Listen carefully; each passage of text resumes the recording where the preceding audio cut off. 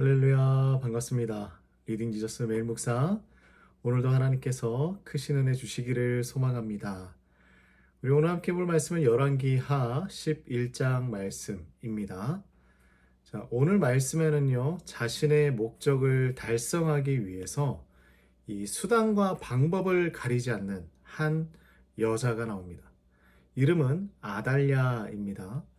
이 남유다의 정권을 장악하기 위해서 수단과 방법을 가리지 않는데요.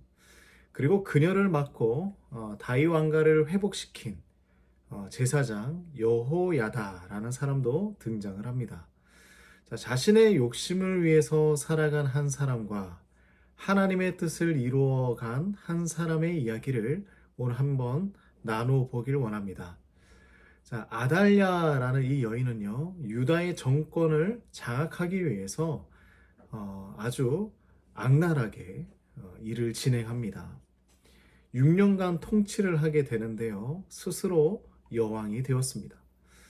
이 과정 중에 참으로 비극적인 모습들이 있는데 왕족들을요 모두 다 죽여버리는 것이었습니다. 우리는 기억하고 있어요. 하나님께서 다윗의 왕족을 통하여서 이스라엘 나라를 세워나가신다는 그 약속이 있었습니다. 그러나 모든 왕족을 죽여버렸으니 하나님의 약속은 깨어진 것일까요? 하나님은 어떻게 이 문제를 다시 해결해 놓으실까요? 자, 언제나 하나님에게는요, 플랜 B가 있습니다. 사실 우리의 입장에서는 두 번째 계획처럼 보이지만 하나님에게는 모두 단 하나의 계획으로 이끌어가고 있는 것이죠. 어쨌든 하나님의 플랜 B는 무엇이었을까요?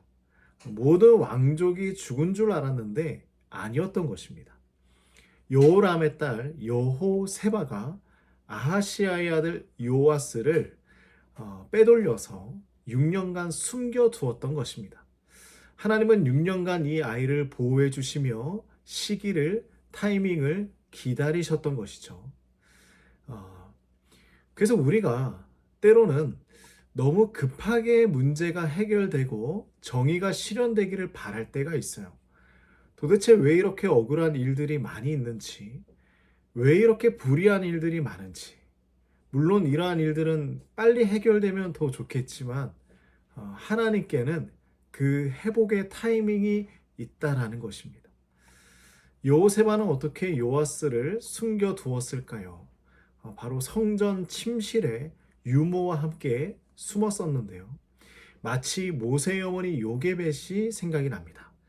이집트 사람들을 피해서 모세를 숨겨 갈대 상자에 띄워보냈던 그 일을 우리는 기억하고 있죠. 그래서 어떤 학자들은요, BC 9세기의 요게벳이다라고 별명을 부르기도 합니다. 자, 어쨌든 요아스에게 가장 안전한 장소는 지금 바로 성전이었어요. 조금 아이러니하죠. 아달랴는 이방인이었기 때문에 성전에 들어갈 수가 없었습니다. 그리고 우상을 숭배하는 사람으로서 그 거룩한 하나님의 성전에 들어갈 일이 별로 없었던 것입니다. 이렇게 아달랴의 통치가 6년이 흘렀어요. 이 시점부터 새로운 일이 시작이 되는데요. 제사장 여호야다는요, 조심히 일을 꾸미기 시작합니다. 그 일은 다시 다윗 왕조를 세우는 일이었어요. 여호야다는 군대 대장들을 불러서 모읍니다. 그 백부장들을 이제 불러 모은 거예요. 그리고 요아스 왕자에게 데리고 가요. 그 요아스를 보았던 군대 대장들은 얼마나 놀랐을까요? 자신들의 나라가 끝이 난 줄 알았는데 아직 다윗의 왕조가 살아있더라. 하나님은 이 모든 것을 준비해 놓고 계셨습니다. 여호야다는 다윗 시절의 창과 방패를 나눠주고 이 요아스 왕을 호위하게 합니다. 여호야다가 요아스를 왕으로 선포하자 성전에 모여있던 수많은 백성들은 환호를 외쳤어요. 그때 요아스의 나이가 몇 살이었을까요? 단지 7살이었습니다. 그 어린 나이에 왕이 되었던 것이죠. 아무것도 모르고 있던 아달랴는 급히 성전으로 왔습니다. 그리고 화를 내면서 이것은 반역이라 외치며 화를 내고 있었습니다. 여호야다는 백부장들에게 명령하고 아달랴를 끌어내어서 죽이려고 합니다. 자신의 욕심을 위해서 수단과 방법을 가리지 않았던 이 아달랴는요, 결국 처형을 당합니다. 자, 이제 이 나라에 이방의 신을 제거하는 종교 개혁이 일어나요. 우리가 살아가고 있는 이 시대도 그렇습니다. 시대가 너무나 악하고 악의 세력이 영원히 이 세상을 장악할 것 같은 그러한 생각이 들지만, 하나님의 때가 오면 그 모든 것은 끝이 나고 선이 승리를 하게 되는 것입니다. 잘못된 일을 바로잡고 그 다음에 이루어져야 할 일들이 있었던 것이죠. 우리가 보면요, 문제를 해결하고 그 다음에 아무것도 하지 않을 때가 있습니다. 문제가 해결되었으니 이제 다 끝이야, 다 되었어 라고 생각을 합니다. 그러나 오늘 이 말씀을 보면요, 우리가 무엇을 해야 하는지 분명하게 말씀하고 있습니다. 자, 잘못된 일을 바로 잡았어요. 그리고 왕을 다시 세웠습니다. 그리고 이 다음에 이루어져야 할 일, 그 한 가지를 더 행하는데요. 그것은 하나님과 왕과 백성들과의 언약을 다시 갱신하는 일이었습니다. 이스라엘 백성들이 아달랴의 통치 기간 동안 무엇을 했을까요? 이방 신을 섬기고 있었기 때문이었습니다. 그래서 이스라엘 백성들의 정체성을 다시 회복시키는 거예요. 이스라엘은 하나님의 백성이다. 우리는 하나님의 자녀들이다. 이 사실을 기억하게 하는 것이죠. 그리고 하나님이 우리들의 주님이라는 것을 고백하는 것입니다. 깨어졌던 하나님과의 관계를 회복하는 거예요. 백성들은 그 땅의 모든 바알의 신전을 허물고요, 제단을 엎고 신상들을 완전히 부수었습니다.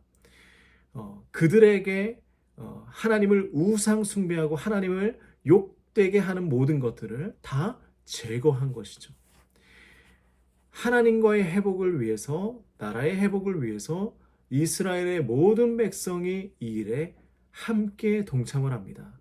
한 명이 행한 것이 아니요, 모든 백성이 함께 이 일을 행한 것입니다. 우리가 어떤 문제를 해결해 나가고 나면 잘못된 일을 바로 잡아갈 때에 그 문제 자체만 해결하는 것이 아니라 언제나 하나님과 우리의 관계에 대한 그 회복이 일어나야 합니다. 교회 안에 혹시 어려움이 있으십니까? 회사 안에 어려움이 있습니까? 가정 안에 어려움이 있습니까? 이 문제만 해결하려고 하면 답이 나오지 않아요. 하나님과의 회복이 일어나야 해답을 찾을 수 있는 것입니다. 하나님은 우리를 위한 플랜 B를 항상 마련해 두셨습니다. 우리는 하나님의 뜻을 따라서 바른 길을 가는 우리 모두가 되기를 소망합니다. 하나님은 그때에 우리에게 회복을 허락하실 것입니다. 기도하겠습니다. 하나님 아버지, 오늘도 우리가 말씀 가운데 나갑니다. 우리의 공동체에, 우리의 삶의 현장에 어려운 문제가 있고 또한 해결되지 않는 그러한 고난이 있을 때도 있습니다. 하지만 그때에 하나님께서 또 다른 계획, 또 다른 계획을 이미 다 마련해 두셨고 우리에게 순종과 하나님의 말씀을 따라가는 것을 기다리고 있음을 깨닫게 됩니다. 하나님, 우리가 하나님을 다시 찾고 하나님 앞에 나아가서 회복을 간구하며 하나님의 방법대로 살아가는 우리의 모든 삶이 될 수 있도록 인도하여 주시옵소서. 예수님의 이름으로 기도드립니다.